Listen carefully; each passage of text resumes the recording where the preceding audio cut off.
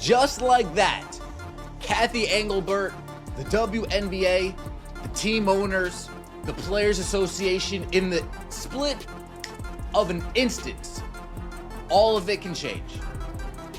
In a split instance, all of it can change. If this injury does anything, it should be a wake-up call to the The WNBA just lost its golden goose, and they have no one to blame but themselves. Caitlin Clark is out for a minimum of 2 weeks due to a left quadricep strain, the first non-preseason game she'll miss since her sophomore year in college. Caitlin Clark will miss at least the next 2 weeks with a left quad strain. The Fever are currently 2-2 on the year. Clark has started all 4 games so far and is averaging 19 points, 9.3 assists, and 6 boards per game. The Fever said more updates will be provided after doctors reevaluate her. What makes this even more frustrating is the possibility that this injury stems from a preseason quad issue that was never properly treated. Was Caitlin Clark playing hurt all this time while taking constant punishment from dirty defenders and getting no protection from officials?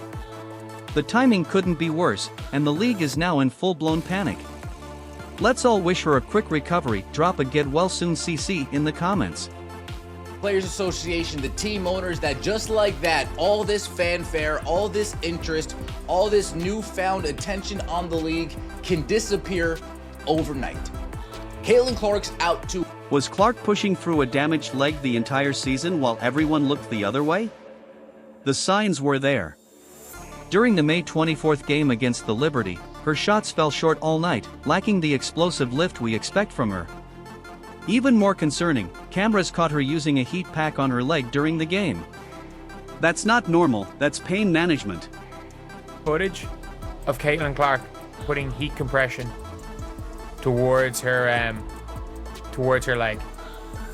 There is literally footage of her putting heat packs on her leg. There is new footage of her heating up her quad when she's playing. Coach Stephanie White revealed after the MRI that she didn't even know when the injury occurred. Think about that.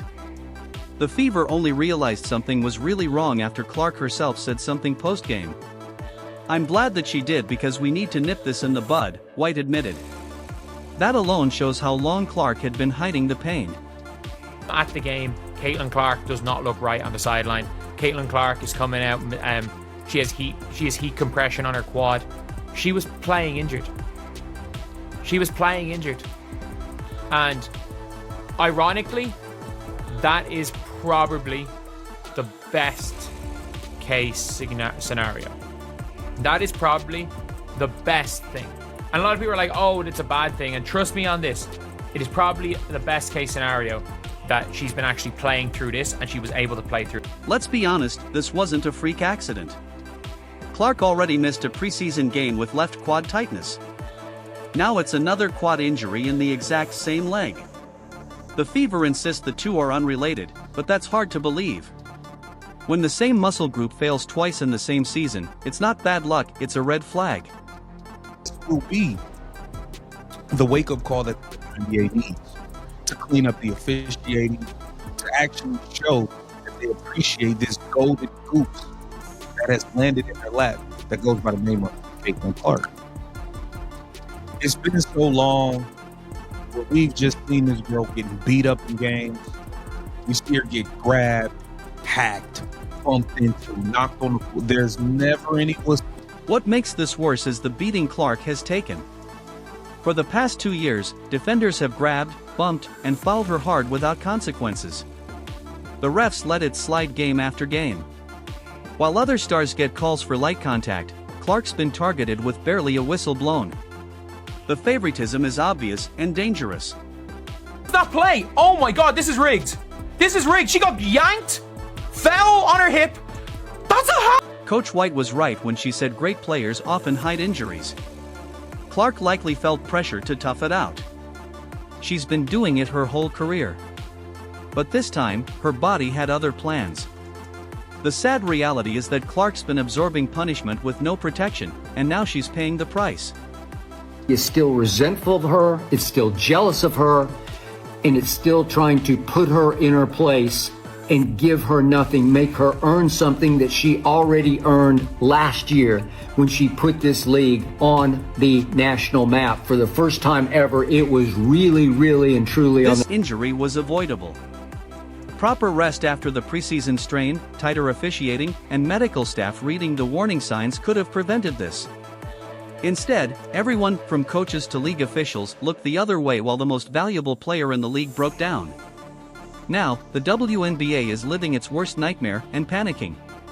Clark, somebody who was responsible for 26.5 of all WNBA economic activity last season, including revenue from merchandise, ticket sales, and television, is out for a minimum of 2 weeks. Minimum of 2 weeks, more like 4 to 6 weeks. Minimum of 2 weeks, because remember, that's when she gets reevaluated.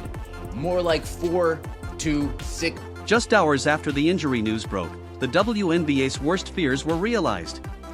The executives who banked on Clark's superstar draw are now staring at empty seats and crashing TV ratings. The panic was instant. Teams that built business models around her popularity now face potential financial ruin. He's seeing people saying, I'm taking a break. I'm already seeing people say, I'll be back in a little bit. These numbers are going to go down. The owners are going to walk into those negotiation rooms feeling themselves. Shout out to Beyonce. I'm feeling myself. I'm feeling myself. I'm feeling my...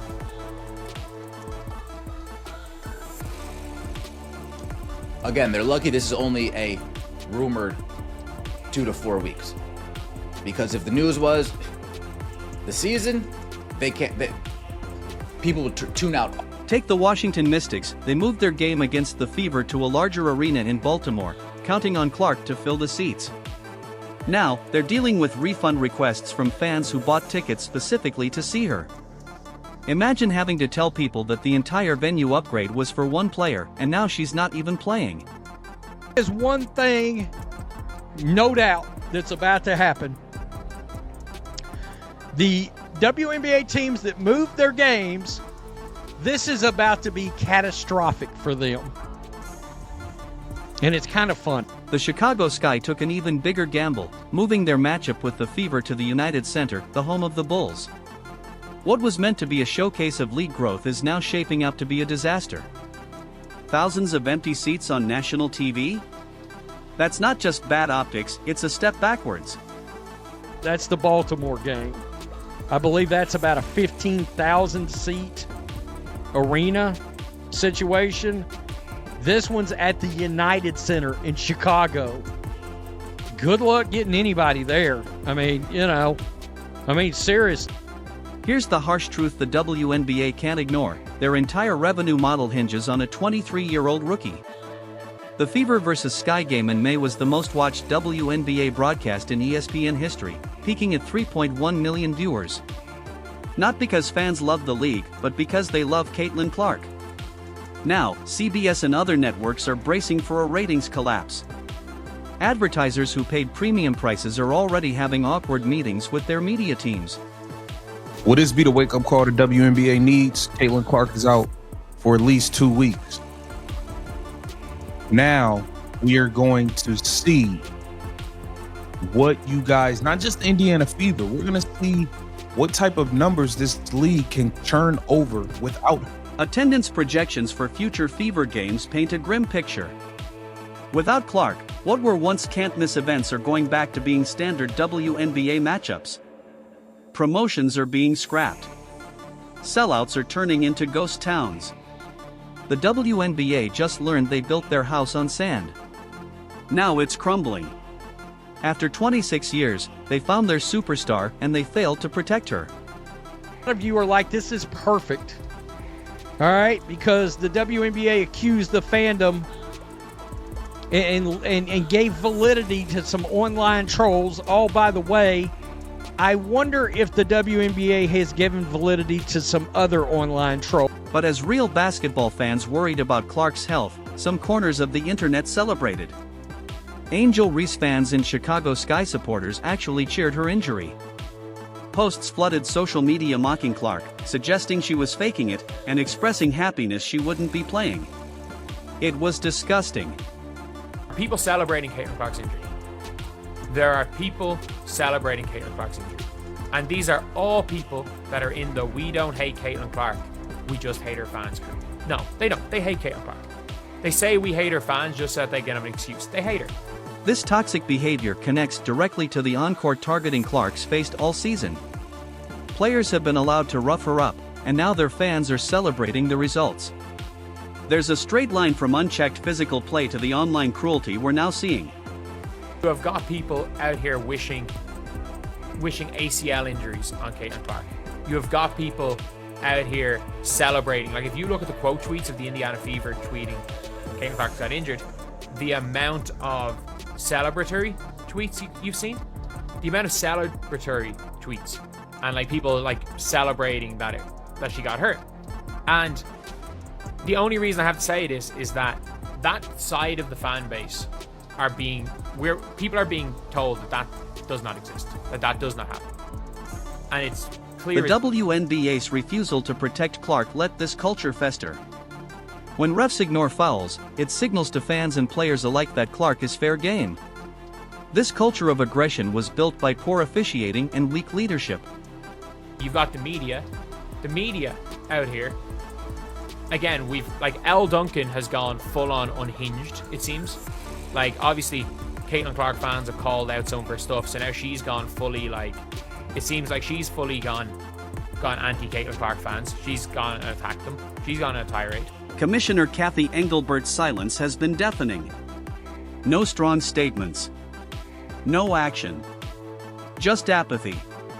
Clark has faced flagrant contact without any support from league leadership. Meanwhile, she's penalized for the smallest things. The double standard is clear. The WNBA let their golden goose get beat up, and now they'll pay the price in empty arenas, lost revenue, and declining fan trust. Is that one of them are called, one group are called the scum of the earth, and because of that one group, every single person that is a fan of Caitlin Clark is called by the media not too far off the scum of the earth. And one group is, according to the media, not real. This is not real. This did not happen. None of this is real. So that's just my opinion on this all. My opinion on all of this is that everything's wrong. All of this is wrong. Everything when it comes to the WNBA media is just crazy. With Clark out, the Fever face their toughest test yet. Upcoming games against Washington, Connecticut, and Chicago are winnable, but only if Indiana adjusts quickly. Without Clark, their offensive rating drops from 107.5 to a shocking 82.2. That's not a dip, that's collapse. I think so. I think that's the advantage of our depth, right? And we, Sophie had injury early as well. I think it's the advantage of us, the depth that we added in the offseason, that we're equipped. Certainly we'd rather have it early than late. It's a great opportunity for our team to find an identity. It's a great opportunity for our team to play in a different. Coach Stephanie White knows what's at stake. She's already shifting tactics, redistributing offensive duties. It's a great opportunity for our team to find an identity without Caitlin, she said. Translation: prove you're not a one-player team. The spotlight is now on every other Fever player. I also think it's a great opportunity for Caitlin to watch the game from the sideline and to grow in almost like a coaching kind of mindset and see some different things that we might be talking about on film, addressing in practice, to see it develop in live action. Aaliyah Boston becomes the centerpiece now. Averaging 18.5 points and 10.8 rebounds, Boston will return to her dominant post-up style. White had shifted her into more pick-and-rolls with Clark, but now it's back to basics. Kelsey Mitchell also faces more responsibility, taking over primary playmaking while keeping her scoring punch. She's been consistent. Now she must be clutch.